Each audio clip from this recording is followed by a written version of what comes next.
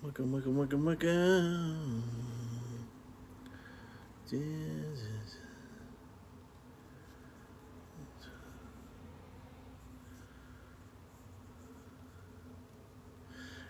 Hello.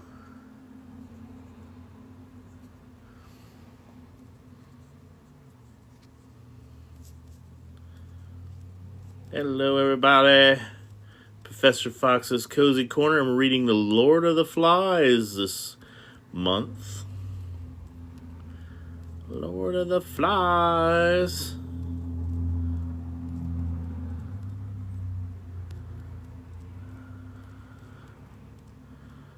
Lord of the Flies. This is what we're reading today.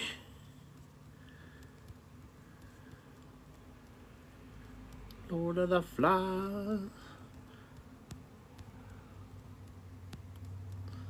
Just getting everything set up for you guys right now.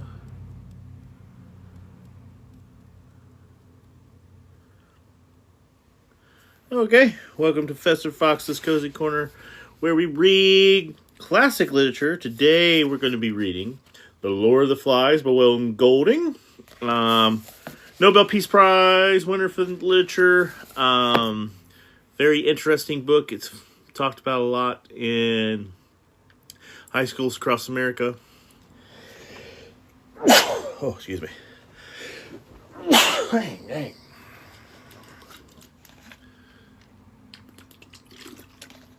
Has anyone else read The Lord of the Flies in high school or anywhere else?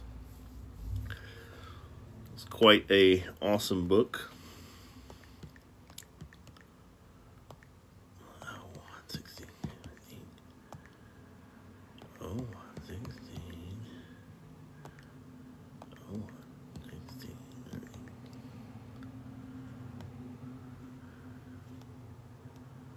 The Gunslinger blends Western.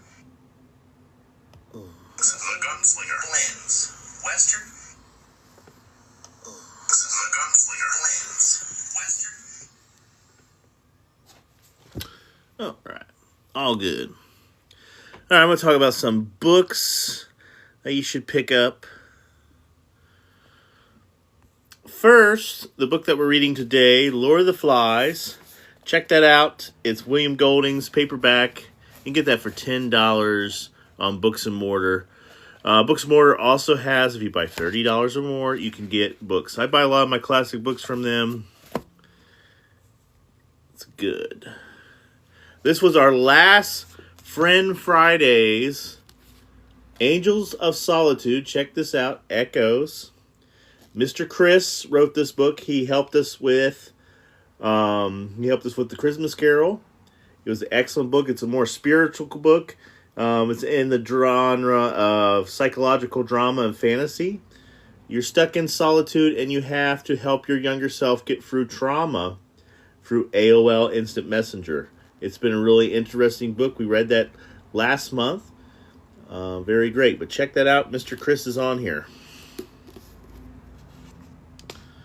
And then our March, which we'll be starting this on Friday, our March book is How I Magically Messed Up My Life in 4 Freaking Days by Megan O. Russell. We'll be reading this book in March, and this is going to be our Friends Fridays. I'm trying to show some love to my author friends here on TikTok, get their books some exposure. Unique things. This is going to be a wizard in New York. This is going to be a young man finds an app on his phone and he becomes a wizard. And it's set in Manhattan. There's going to be wizard duels in this. There's going to be mystical creatures. There's going to be high school drama. This should be an interesting book. And it's the tale of Bryan Adams. And it's going to be a series. So yeah, check this one out from Megan O. Russell.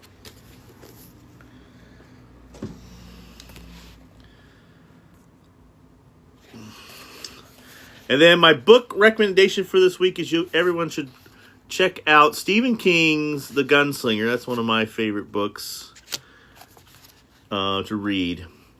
All right, so we're going to get into The Lord of Flies. The Lord of Flies is a classical book We met the characters Ralph, Piggy, Simon, and Jack. The boys are vying for control of the island, and we're going to see what unfolds. They have found out that there are pigs on the island, and Ralph is in charge at the moment. So here we go. Chapter 2, Fire on the Mountain. Chapter 2, Fire on the Mountain. By the time Ralph finished blowing the conch, the platform was crowded. There were differences between this meeting and the one held in the morning. The afternoon sun slanted in from the other side of the platform, and most of the children, feeling too late the smart of the sunburn, had put on their clothes on. The choir, noticeably less of a group, had discarded their cloaks. Ralph sat on a fallen trunk, his left side to the sun. On his right were most of the choir. On his left, the larger boys who had not known each other before the evacuation. Before him, small children squatted in the grass. Silence now! Ralph lifted the cream and pink shell to his knees, and sudden breeze scattered light over the platform. He was uncertain whether to stand up or remain sitting. He looked sideways to his left toward the bathing pool. Piggy was sitting near, but giving no help. Ralph cleared his throat. Well then. All at once he found he could talk fluently and explain what he had to say. He passed a hand through his fair hair and spoke. We're on an island. We've been on the mountaintop and seen water all around. We saw no houses, no smoke, no footprints, no boats, no people. We are on an uninhabited island with no other people on it. Jack broke in. All the same, you need an army for hunting pigs. Yes, there are pigs on the island. All three of them tried to convey the sense of the pink live thing struggling for the creepers. We saw squealing and broke away before I could unalive it. But next time, Jack slammed his knife into the trunk and looked around challengingly. The meeting settled down. So you see, said Ralph, we need hunters to get us meat. And another thing, he lifted the shell on his knees and looked around the sun/faces. There aren't any grown-ups, and we shall have to look after ourselves. The meeting hummed, and it was silent. And another thing, we can't have everybody talking at once.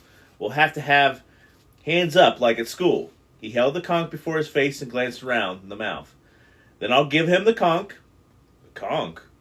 That's what the shell is called. I'll give the conch to the next person to speak, and he can hold it when he's speaking. But, look, and he won't be interrupted except by me. Jack was on his feet. We'll have rules, he cried excitedly. Lots of rules. Then when everyone's breaking them, whee! Whack! Bong!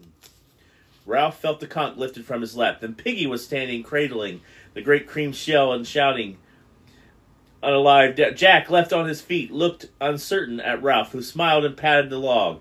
Jack sat down. Piggy took off his glasses and blinked at the assembly while he wiped them on his shirt.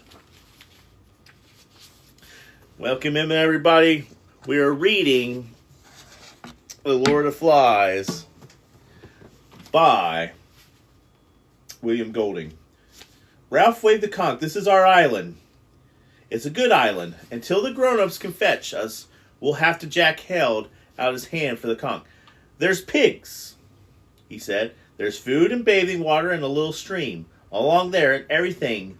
Didn't anyone find anything else? He handed the conch back to Ralph and sat down. Apparently no one had found anything.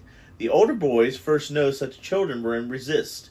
That there was a group of little boys urging him forward, and he did not want to go.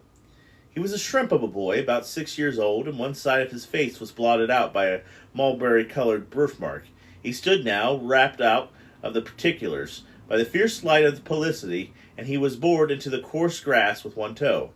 He was muttering and about to cry. The other little boys, whispering about Sirius, pushed him towards Ralph. All right, said Ralph. Come on, then. The small boy looked around in panic. Speak up. The small boy held out his hand for the conch, and the assembly shouted with laughter at once and snatched back his hands and started to cry. Let him have the conch, shouted Piggy. Let him have it. At last, Ralph endorsed him to hold the shell out by then. The blow of laughter had taken away the children's voice. Piggy knelt by him, one hand on the great shell, listening and interpreting for the assembly. At last Ralph introduced him to hold the shell, but by then the blow of laughter had been taken away. He wants to know what you're going to do about the snake thing. Ralph laughed, and the other boys laughed with him. The small boy twisted further into himself. Tell us about the snake thing. Now he says it was a beastie. A beastie? A snake thing ever so big he saw. Where? In the woods. Either the wandering breeze or perhaps the decline of the sun allowed a little coolness to lie under the trees. The boys felt it stirring restlessly. You couldn't have a beastie, a snake thing, or an island the size. Ralph explained kindly. You only get them in the big countries, like Africa or India, murmuring and Grave, nodding his heads. He says the beastie came at night, and that it couldn't see it. Laughter and cheers. Did you hear it? Says he saw the thing in the dark. He still says he saw the beastie. It came and went away again, came back and wanted to eat him. He was dreaming. Laughing, Ralph. Looking for a confirmation around the ring faces, the older boys agreed, but here and there, among the little ones, was a doubt that required more than rational assurance. He must have had a nightmare, stumbling about among all those creepers. More grave, nodding, than they knew about nightmares. He says he saw the beastie, the snake thing, and he will come back tonight. But there isn't a beastie. He says in the morning and turned into things like ropes in the trees and hung in the branches. He says he will come back tonight. But there isn't a beastie. There was no laughter at all, and more grave watching. Ralph pushed down his hands through his hair and looked at the little boys, mixed his amusement. Jack seized the conch. Ralph's right, of course. There isn't a snake thing, but if there was a snake thing, we would hunt it, and we would unalive it. We're going to hunt pigs to get meat for everybody, and we'll look for the snake thing too. But there isn't a snake. We'll make sure when we go hunting. Ralph was annoyed and for a moment defeated. He felt himself facing something ungraspable. The eyes that looked so intently at him were without humor. But there isn't a beastie. Something he had not known was there arose from him, compelling him to make the point loudly again. But I tell you, there isn't a beast. Something he had known was there rose in him and compelled him to make a point loudly again. But I tell you, there wasn't a beast. The assembly was silent. Ralph lifted the conch again, and his good humor came back as though of what he had to say next. Now he came to the most important thing. I was thinking while we were climbing the mountain, he flashed a conspiratorial grin and the other two. And on the beach just now, this is what I thought. We want to have fun, and we want to be rescued. The passionate noise of agreement from the assembly hit him like a wave. He lost his thread. He fought again. We want to be rescued, and of course we shall be rescued. Voices babbled. The simple statement unpacked by the proof that by the weight of Ralph's new authority brought light and happiness. And he had to wave the conch before they could make them near him. Oh, hello, Malvaria! Nice to see you. We are reading The Lord of the Flies. We've gotten to where Ralph is in charge, and they're hoping to be rescued. My father is in the Navy, and he said that there isn't any unknown islands left. He says that the Queen has a big room full of maps. And all the islands in the world are drawn there, so that the Queen's got a picture of this island. And again came to the sound of cheerful and better heart. And sooner or later a ship will be put in here. It might be even, but Daddy's ship. So you see, sooner or later we shall be rescued. He paused with the point made. The assembly was lifted towards safety. By his words, they liked and now respected him. Spontaneously they began to clap, and presently the platform was loud with applause. Ralph flushed, looking sideways at Piggy's open admiration, and then at the other way, Jack, who was smirking and showing that he too knew how to clap. Ralph waved the conch. Shut up! Wait, listen. He went on to silence, bore on his triumph. There's another thing. We can help them find us. If a ship comes near the island, they may not notice us. So we must make smoke on top of the mountain. We must make a fire. A fire? A fire! Make a fire! At once, half the boys were on their feet, just clambering among them, the conch forgotten. Come on, follow me. The space under the palm tree was full of noise and movement. Ralph was on his feet too, shouting for quiet, but no one heard him.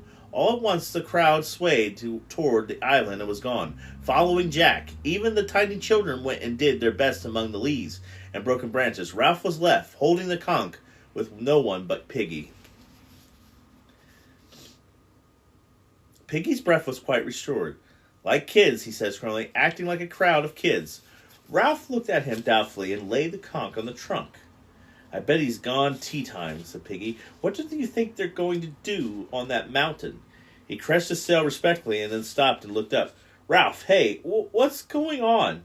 Ralph was already clumbering over the first smash squash in the scar. A long way ahead of him was crashing and laughter. Piggy watched him in disgust, like a crowd of kids.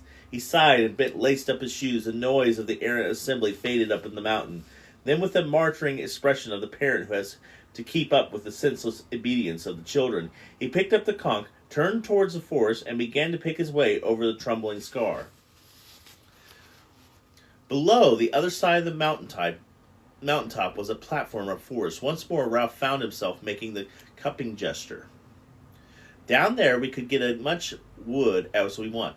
Jack nodded and pulled out his underlip, starting perhaps 100 feet below. Then on the steeper side of the mountain, the patch might have been designed expressly for fool.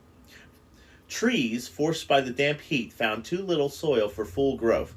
Fill early and decayed, creepers cradled them, and new saplings searched out and way up. Jack turned to the choir and stood readily, their black caps a maintenance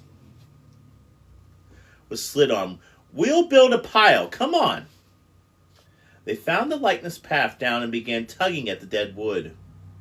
And the small boys who had reached the top came sliding into little only anyone but Piggy was busy. Most of the words were so rotten, and when they pulled it broke up into a shower of fragments and woodlands and decay, but some trunks came out in one piece. The twins, Sam and Eric, were the first to set a log, but they could not do nothing till Ralph, Jack, Simon, Roger, and Maurice found room for hand-holding. Then they inched the grotesque dead thing up the rock and tumbled it over to each. Each party of boys added a quota, less or more, and the pile grew. At the return, Ralph found himself alone on the limp, with Jack and they grinned at each other, sharing in the burden. Once more, amid the breeze, the shouting and slanting sunlight on the high mountain was shaded with glamour, the strange, invisible light of friendship, adventure, and content. Almost too heavy, cracked Jin back. Not for the two of us. Together, joined in the effort of the burden, they staggered up the least steps of the mountain. Together they chanted 1, 2, 3, and crashed the log onto the great pile. Then they stepped back, laughing with triumph, pleasure, so that immediately Ralph had to stand on his head. Below, the boys were still laboring through some of the small ones, had almost interest, and were searching this new forest for fruit. Now the twins were unexpected intelligence. Came up with the mountain in handfuls of dried leaves and dumped them against the pile. One by one, as they sensed that the pile was complete, the boys stopped going back for more and stood with the pink shattering top of the mountain around them. Breath came evenly by now, and his sweet dried. Ralph and Jack looked at each other while society paused about them. The shameful knowledge grew in them, and that they did not know how to begin confess. Ralph spoke first. Crimson is the face. Will you? He cleared his throat and went on. Will you light the fire? Now, sir, the situation was open. Jack blushed too. He began to mutter vaguely. You rub 2 sticks. You rub. And he glanced at Ralph, who blurted out the last confession of incompleteness. Has anyone got any matches? You make a bow and spin the arrow, said Roger. He rabbled his hands in mine. Piss, piss. A little air was moving out from the mountain. Piggy came within, his shorts and shirt, laboring cautiously out of the forest with the evening sunlight gleaming from his glasses, and held the conch under his arm. Ralph shouted at him, Piggy, have you got any matches? The other boys took up and cried till the mountain range. Piggy shook his head and came to the pile. You've made a big heap, haven't you? Jack pointed suddenly. His specs. Use them to burn the glasses. Piggy was surrounded before he could pack away. Here, let me go! His voice rose to a shriek of terror as Jack snatched the glasses off his face. Mind out! Give 'em back! I can hardly see! You break the conch! Ralph elbowed him to one side and knelt by the pile. Stand out of light! There was pushing and pulling and ferocious cries. Ralph moved the lenses back and forth, this way and this way, till a glossy white image of the declining sun lay on his piece of rotten wood. Almost at once, a thin trickle of smoke rose up and made them cough. Just Jack knelt too and blew gently, so that the smoke drifted away, thickening, and a tiny flame appeared,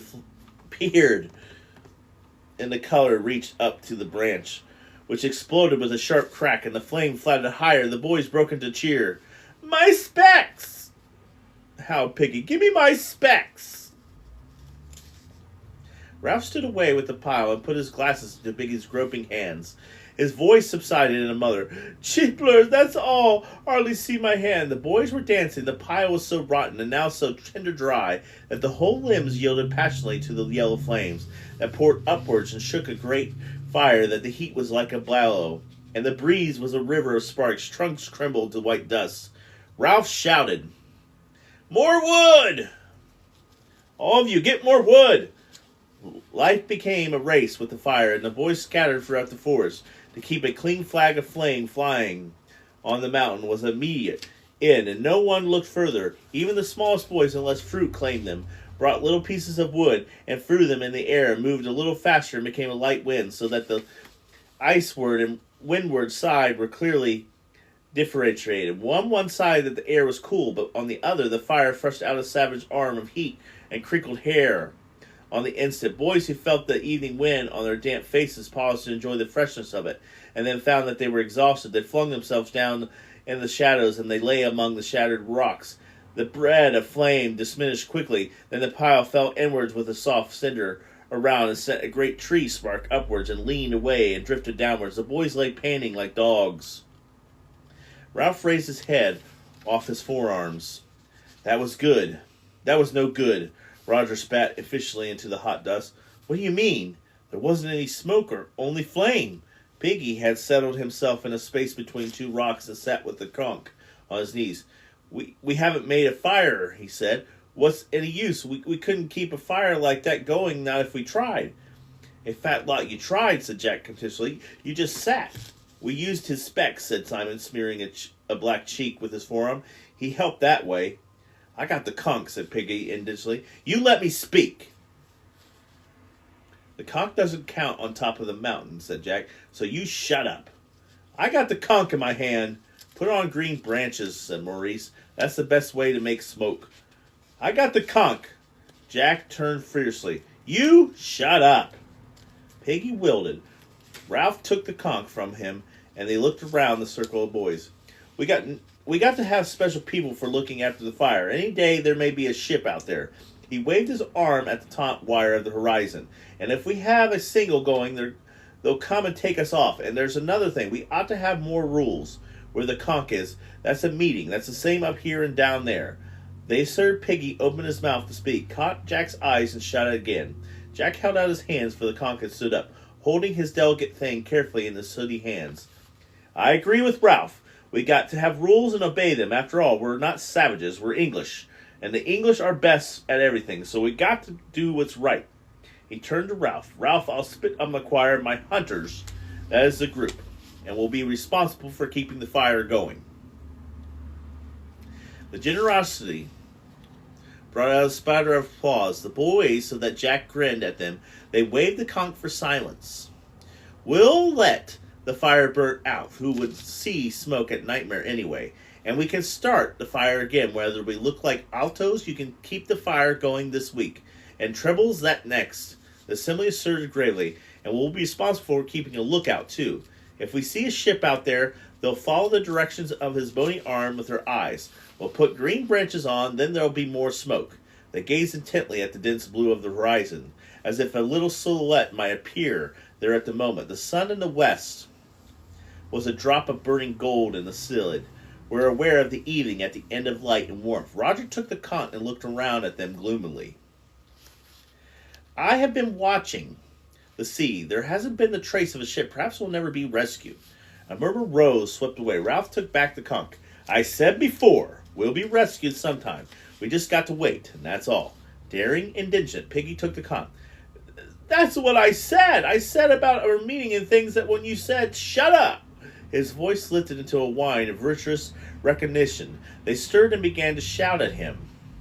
You said you wanted a small fire, and you've been, and I built a pile like a hay rack. And if I say anything, cried Piggy, with a bitter realism, you say shut up. But if Jack or Morris or Simon, he paused, and the trimlet standing looking beyond them and down the unfriendly side of the mountain to the great patch where they had been found, the unalive wood. Then he laughed so strangely that they were hushed, looking at the flash.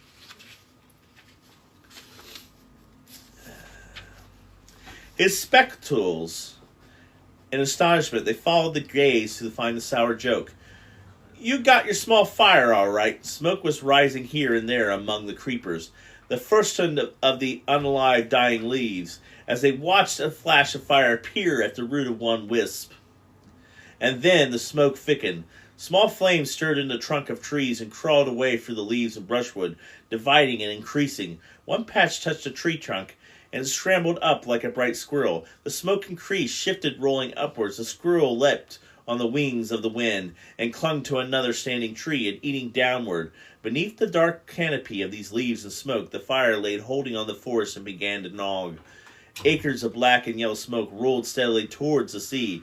At the sight of the flames and the irreversible course of the fire, the boys broke into a shrill, exciting, cheering the flames as they thought they were a kind of a wind of life, crept in a jaguar fledged on the outcrop of the pink rock. They flapped at the first of the trees, and the branches grew a brief foliage of the fire. The heart of the flame leaped nimbly across the gate between the trees, and then went swinging and flinging along the whole row of them.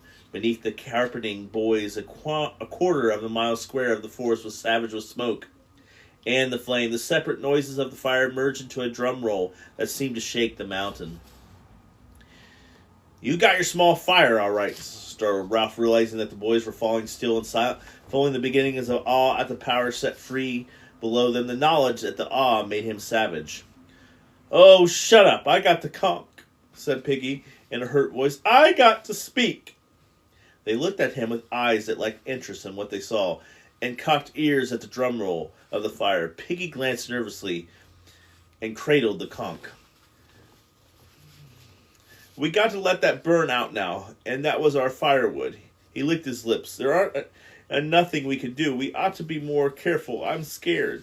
Jack dragged the eyes away from the fire. You always scared, knave, fatty. I got the conch, said Piggy blankly, and he turned to Ralph. I got the conch, ain't I, Ralph? Unwillingly, Ralph turned away from the splendid, awful sight.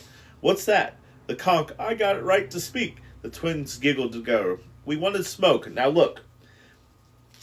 A pail stretched for miles away from the island. All the boys except Piggy started to giggle. Presently, they were shrieking with laughter. Piggy lost his temper. I got the conch. Just you listen. The first thing we ought to have made was shelters down there by the beach. It wasn't half cold down there at night. But the first time Ralph said fire, you guys go howling and screaming up that mountain like a pack of kids. By now, they were listening to the tirade. Now, can you expect to be rescued if you don't put first things first and act proper? He took off his glasses and made it as if to put down the conch. But the sudden motion towards it of most of the older boys changed their mind. He tucked the shell under his arm and crouched back on a rock. Then, when you get here, you build a bonfire. That isn't no use. Now you've been and set the whole island on fire. Won't we look funny if the whole island burns up? Crocked fruit, that's what we'll all have to eat. And roast pork, and that's nothing to laugh at. You said Ralph was chief, and you don't give him time to think. Then when he says something, you rush off like... He paused for a breath, and the fire growled at him. And that's all. Them kids, those little... took any notice of them. Who knows how many we got? Ralph took a sudden step forward. I told you to. I told you to get a list of names. How could I? Cried Piggy indignantly. All by myself? They waited for 2 minutes, and they fell in the sea. They went into the forest. They scattered everywhere. And how was I to know which was which? Ralph licked pale lips. Then you don't know how many of us 3 ought to be. How could I with them little ones running around like insects? Then when you 3 come back, as soon as you said make a fire, they all ran away and I never had a chance. That's enough, said Ralph sharply and snatched back the conch. If you didn't, you didn't. Then you come up here and pinch my specs. Jack turned on him. You shut up. And the little ones was wondering about there with the fire is. How'd you know that they aren't still there? Piggy stood up and pointed to the smoke and flames. A murmur rose among the boys, and it went away. Something strange was happening to Piggy, for he was grasping for air.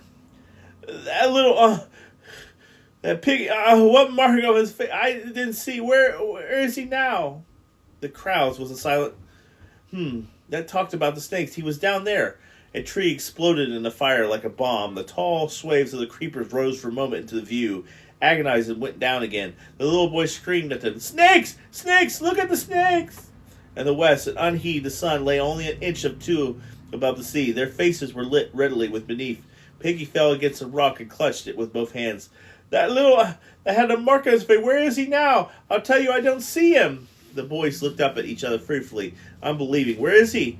Ralph murmured the reply in shame. Perhaps he went back to the beneath on the unfriendly side of the mountain. The drum roll continued. All right. Chapter 3. We are on chapter 3, Huts on the Beach. So Huts on the Beach is our next chapter. Woo. All right. Let's see what we got here. I'm going to take a little break, and I'm going to pin my stuff on here. So you can buy The Lord of the Flies if you're interested from Books and Mortar. So that is the book that we're reading right now, William Golding's book about how society dissolves, and he gives you an introspective about human nature and what's behind it and how we think. So pretty exciting book.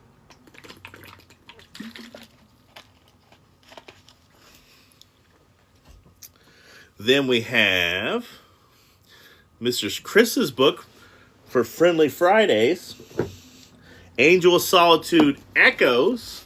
You can pick up this book from Mr. Chris. So Mr. Chris has this book available for sale. It's a psychological drama and fantasy that helps you.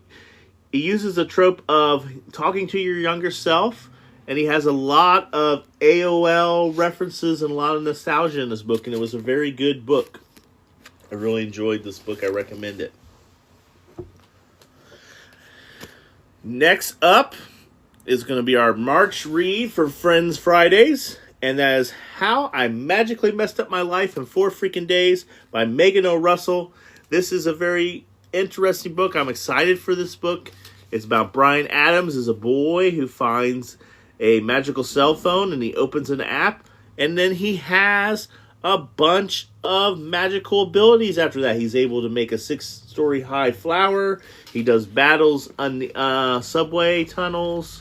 He has dark forces after him. We got mystical creatures in this. A very exciting book, and I'm looking forward to this in March. So check those books out. I recommend those. So we've read now 3 chapters. Well, we're on chapter 3. So we read 2 chapters of Lord of the Flies. The boys are still having a power struggle. And now they have successfully made fire. And they successfully have a way to single a ship that they are here on the island. They also... or they have a group of hunters, and they have the first thought of they should start building some kind of shelter.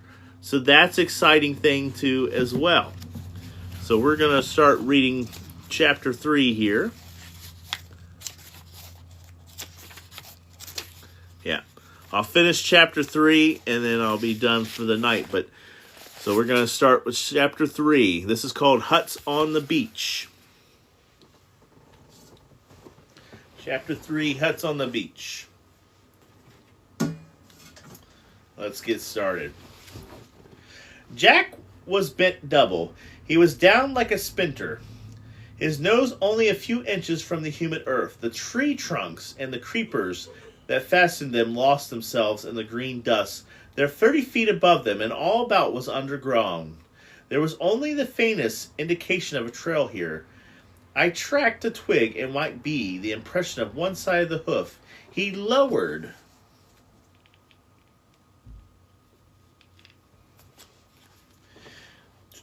He lowered his chin and started to trace his thought. He would force them to speak to him, the dog-like, uncomfortable on the forage, yet unheeding his discomfort. He stole forward 5 yards and stopped, and here was a loop of creeper with a trindle pendant for the node. The trindle was polished on the underside, pigs passing through the loop, burnished with their brushy hide. Jack crouched with his face a few inches away from his clue and then started forward into the semi-darkness of the undergrowth. His sandy hair, considerably longer than he had been when they dropped in, his lighter now, and his bare back was a mess of dark freckles and peeling sunburn. A sharpened stick with about 5 feet along trail was at his right hand, and except for a pair of tattered shorts held up by his knife belt, he was naked. And as closed his eyes, he raised his head, and beneath it, gentle, with flared nostrils, searching the current of warmth for his information in the forest, and he were very still. At length he let out a breath and a long sigh, and he opened his eyes. They were bright blue eyes that in the frustration seemed bloating and near mad.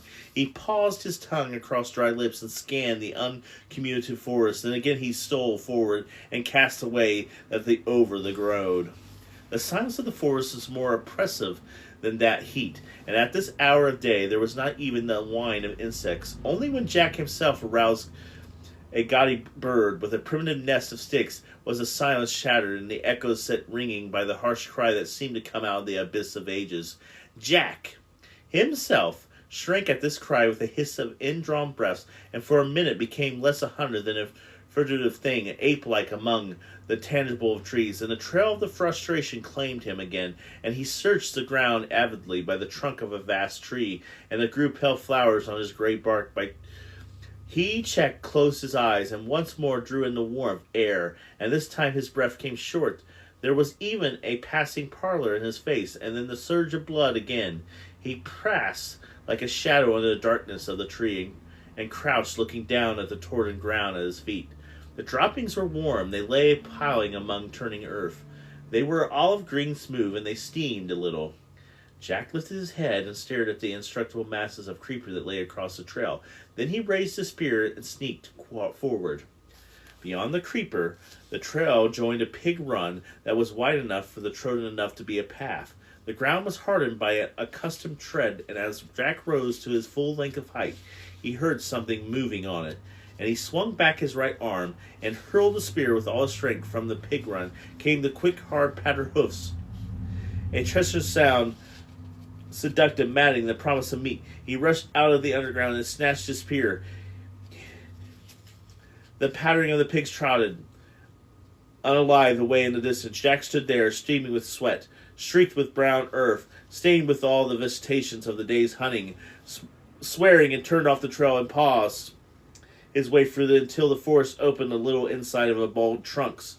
Supporting a dark roof, there was light, gray trunks and crowns of fearly palm. Beneath these was the glitter of the sea, and he could hear his voices. Ralph was standing by a contraption of palm trunks and leaves, a rude shelter that pierced the lagoon and seemed very near to the falling down. He did not notice when Jack spoke. "Got any water?" Ralph looked up, frowning, from the completion of the leaves. He did not notice Jack even when he saw him. "I said, have you got any water? I'm thirsty." Ralph withdrew his attention from the shelter and realized Jack was with a start. "Oh, hello. Water? There be tree. Ought to be some left." Jack took up a coconut shell and beamed with fresh water from among a group that was arranged in the shade and drank. The water splashed over his chin and his neck and chest, and he breathed nosily, and when he had finished, he needed that. Simon spoke from inside the shelter. Up a bit, Ralph turned into the shelter and lifted a branch with a whole trailing of leaves. The leaves came apart and flittered down. Simon's face appeared in the hole. "Sorry." Ralph surveyed the wreck with his taste. "Never got it done." He flung himself down at Jack's feet. Simon remained looking out of the hole in the shelter. Once down, Ralph explained, "Been working for days now, and look, 2 shelters were in position by Shaky. This was one as a ruin, and they kept running off. You remember that meeting, how everyone was going to work hard until the shelters were finished?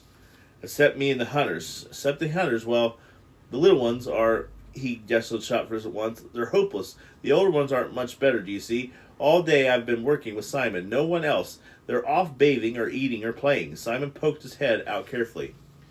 You're a treat. You're a chief. You gotta tell him. Ralph lay flat and looked up the palm trees and in the sky. Meetings. Don't we love meetings? Every day, twice a day, we talk. We got on one elbow. I bet if I blew the conch this minute, they'd come running. Then we'd be, very solemn, and someone would say we ought to build a jet or a submarine or a TV set. Then the meetings were over, they would work for 5 minutes, then they wander off or go hunting. Jack flushed. We want meat. Well, we haven't got any, and we want shelters. Besides, the rest of the hunters come back hours ago. They've been swimming. I went on, said Jack. I let them go. I had to go on. He tried to convey the compulsion to track down an unalive that was swelling up him. I went on. I fought by myself. The mindless came into my eyes again. I thought I might unalive, but you didn't. I thought I might. Some hidden passion vibrated in Ralph's voice. But you haven't. His invitation might have passed casual were not for untone. You wouldn't care to help with the shelters, I suppose. We want meat, and we don't get it. Now the antagonism was audible, but I shall next time. I got to get a barb on the spear. We wounded a pig, and the spear fell off. If we could only make barbs. We need shelters, suddenly Jack shouted in a rage. Are you accusing? All I'm saying is we're worked dashed hard, that's all. They were both red in the face and found looking at each other difficult. Ralph rolled in the stomach and began to play with the grass. If it rains like when we dropped in, we'll need shelters, all right. And then another thing, we need shelters because of the... He paused for a moment. They both pushed their anger away, and then he went on with the safe change subject. You noticed, haven't you? Jack put down his spear squatted. Notice what? Well, they're frightened. He rolled over and peered into Jack's fierce, dirty face. I mean, the way things... The dream you came here. Have you been awake the night? Jack shook his head. They talk a stream, the little ones, even some of the others, as if I wasn't a good island? Astonished in the interruption, they looked up at Simon's serious face. As if, said Simon, the beastie or the snake thing was real, remember? Oh, thank you for the heart me. I appreciate you. Thank you for that. We're reading The Lord of the Flies. We're on chapter 3. As if it wasn't a good island, said Ralph slowly. Yes, that's right. Jack sat up, stretching out his legs. They're batty. Crackers, maybe, when we were exploring. They grinned at each other, remembering the glamour of the first day. Ralph went on. So we need shelters, a sort of home, that's right. Jack drew up his legs, clasping his knees, and frowned in his effort to attain clarity. All the same, in the forest, I mean, when you're hunting, not when you're getting fruit or course, but when you're on your own. He paused for a moment, not sure if Ralph would take him seriously. Go on. If you're hunting sometimes, you catch yourself feeling as if... He flushed suddenly. There's nothing in it, of course, just a feeling, but you can feel as if you're not hunting, but being hunted, as if something behind you all the time is in the jungle. They were silent again. Simon's intent.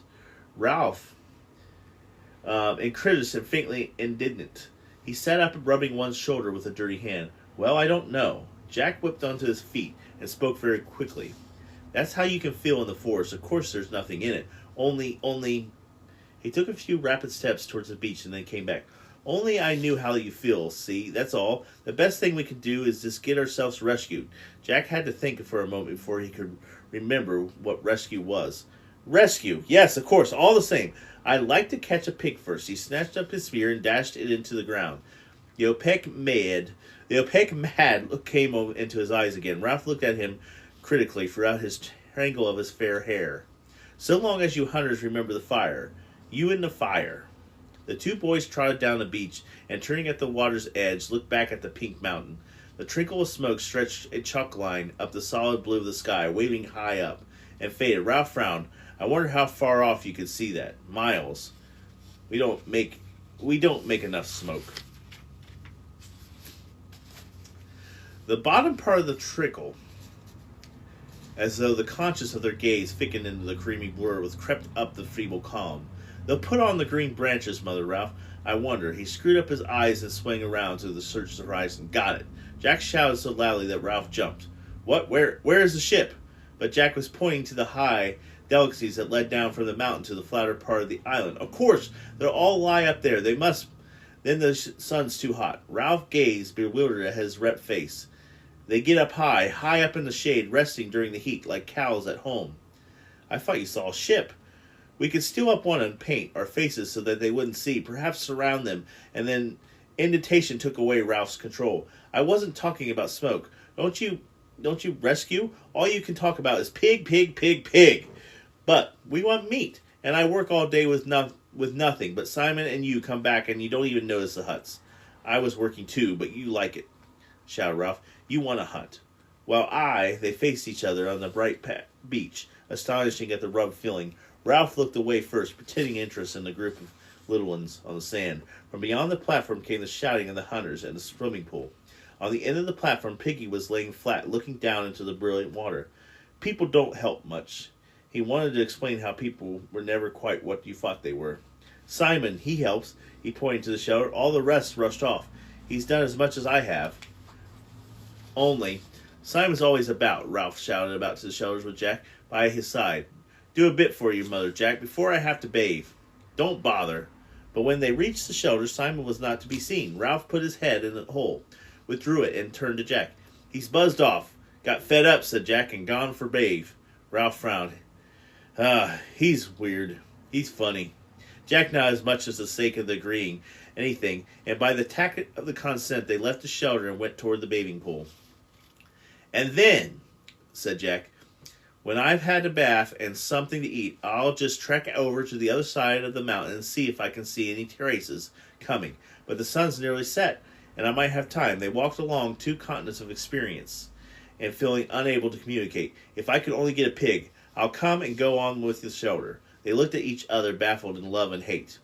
All the warm salt water of the bathing pool and the shouting and splashing and laughing were only just sufficient to bring them together again. Simon was not in the bathing pool as they expected. When the other 2 had trotted down the beach to look back at the mountain, he had followed them for a few yards and then stopped. He had stood frowning down at a pile of sand on the beach, where somebody had been trying to build a little house or hut. Then he turned his back on this walk into the forest with an air of purpose.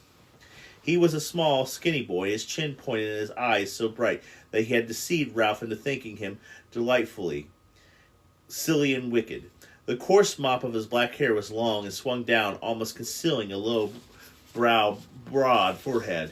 He wore remains of shorts, and his feet were bare like Jack's, also dark-skinned in the color. Simon was burned by the sun to deep tan that glistened with sweat. He packed up his way with a scar and passed the great rock, where Ralph had claimed on the first morning. Then he turned off to his first right among the trees. He walked with an unaccustomed tread through the acres of fruit trees, where the least energetic could find an easy if unsatisfying meal. Flower and fruit grew together on the same tree, and everywhere was the scent of brightness and the blooming of a million bees at pasture. Here the little ones who had run after him caught up with him. They talked, cried out unintelligible gibble, lugged up to the trees. Then amid the roar of the bees in the afternoon sunlight, Simon found for them the fruit that they could not reach, pulled off the choicest from them up the foliage, passed them back down the endless outstretched hands, and when he had satisfied them, he paused and looked around. The little ones watched him instrumentally over double handfuls of ripe fruit. Simon turned away from them, and he went where the just perceived path led him. Soon, high jungle closed in, the tall trunks before unexpected pale flowers, all the way up to the dark canopy where life went on with clamorous. The air here was too dark, and the creepers dropped to the ropes like the rigging of a founder's ship. His feet left prints of the soft soil, and the creepers shivered throughout their lengths when he pumped them. He came at last to a place where more sunshine fell, since they had not too far to go, for a light of creepers had woven a great mat that hung on the side of an open space in the jungle, for here a patch of rock came close to the surface and would not allow him more than little plants and ferns to grow. The whole space was walled with dark aromatic bushes, and was a bowl of heat and light. A great tree fallen across the corner leaned against a tree that still stood, that ripe climber fruit, red and yellow sprays right out of the top. Simon paused. He looked over his shoulder as Jack had done at the close ways behind him, and glanced swiftly around to confirm that he was utterly alone. For a moment his movements were almost fugitive. Then he bent down and wormed his way into the center of the mat. The creepers and the brushes were so close that he left his sweat on them, and they pulled together behind him. When he was secure in the middle, it was in a little cabin screened off from the open space by a few leaves. He squinted down part of the leaves and looked out into the clearing. Nothing moved but a pair of gaudy butterflies that danced round each other in the hot air. Holding his breath, he cocked a critical ear and the sound of the island. Even he was advancing toward the island, the sounds of the bright, fantastic birds, the bee sounds, even the crying of the gulls that were returning to their roosts among the scarred rocks were fainter. The deep sea, breaking miles away on the reef, made an undertone less perceivable than the serration of the blood.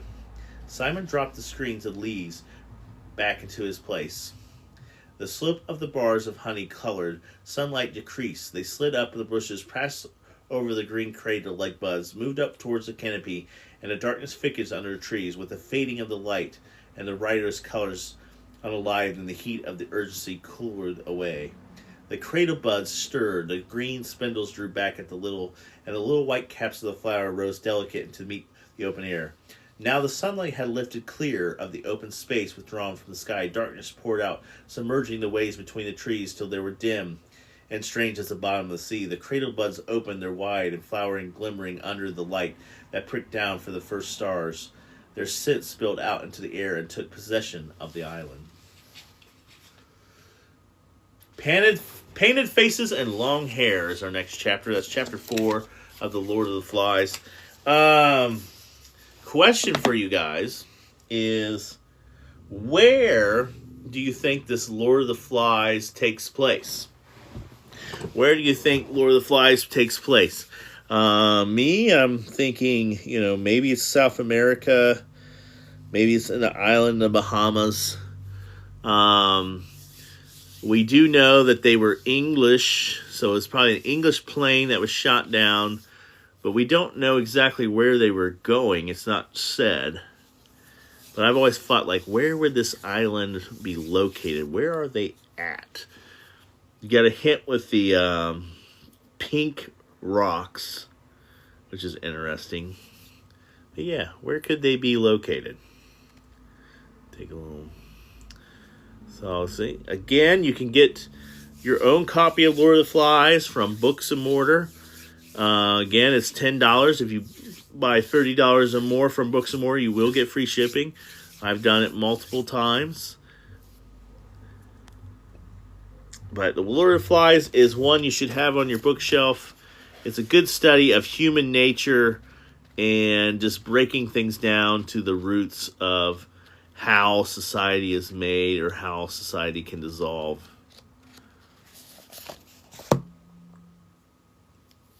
Angel of Solitude Echoes was one of my first Friend Fridays. This is a book that Mr. Chris wrote, and you can have it. You can check him out on TikTok. His name is Mr. Chris. And this is Angels of Solitude Echoes. It's about Adam Gray, who is a teacher, and he gets into a car accident, and he is in critical condition and in a coma, and then gets to talk with his guardian angel, and he's able to talk to his younger self, and if he can figure this thing out and be the person that his younger self needs to get through trauma, he gets a second chance at life. So it's a really unique story. A little psychological drama and fantasy. Very nice. I like the book a lot. And then, for March, our Friends Fridays will be How I Magically Messed Up My Life in 4 Freaking Days by Megan O'Russell. This is about a wizard in New York. It's going to have some high school drama. It's going to have battles in the subway. He's going to make this 6-story flower. I'm really excited to see the magical things that happen in New York and the story that unfolds. I know he's being hunted by certain people, and it's going to be a very unique story, and it's going to be fun. And it's set in New York, which is exciting. It's about Bryan Adams. So check those out. I'll be reading that on Friday. How have you liked The Lord of the Flies so